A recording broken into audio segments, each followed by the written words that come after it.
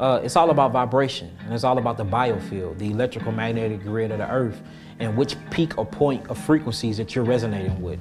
It's impossible for two people to get along if they're not resonating. If that symbiosis or that symbiotic energetic relationship is not there, then it's impossible for them to agree, because we're not vibrating at the same resonant frequency. And that's what's happening. Once you change your diet and you start eating fruits, these are your most energetic foods that's available to earth for human beings. They grow close to the sun, so the sun is taking these foods to photosynthesis. They get chlorophyll, chloroplasts. This scientifically proven that fruits operate every 10 units, they give you 12,000 angstroms of energy. Every 10 units that you eat a fruit, it gives you 12,000 angstroms of energy. Every 10 units of meat you eat, it gives you 3 angstroms of energy. Every 10 units of vegetables you eat, it gives you 10,000 angstroms of energy. And then when you start getting lower and lower, it depletes to 0. So imagine somebody in your house eating fruits and vegetables, operating every 10 units, you're getting 12,000 angstroms of energy, and you're getting 9 to 10,000 angstroms of energy. Then you got your significant other that don't want to make the change, and he only taking in 3,000 angstroms of energy.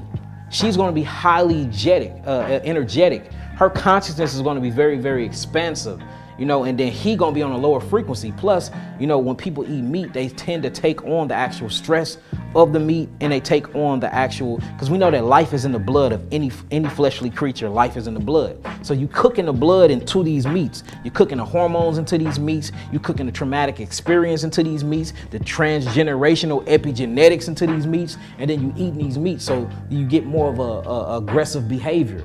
Like I told you, I work with a lot of football players and a lot of basketball players. I know football players that eat nothing but meat.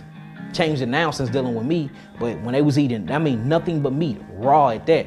I know a fighter right now, can't mention his name, I'm working with him.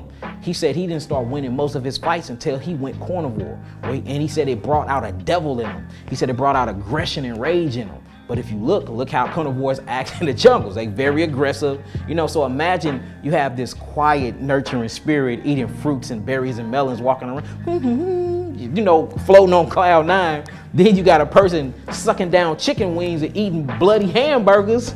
He mad as hell. How long you think that there's gonna be in symbiosis in a household?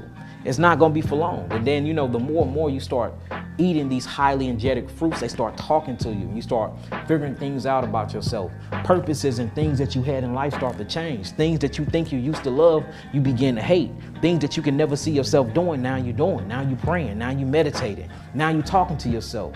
Now you have a self-discipline that's been kicking in. So you start loving yourself more. And a person that loves himself around somebody that willfully hate themselves unknowingly, that can never work, because we're operating or we're resonating at 2 different frequencies. So that's why you usually see that the person that changed their diet and start loving themselves and doing better, they always get outcast or become the black sheep from the rest of the family.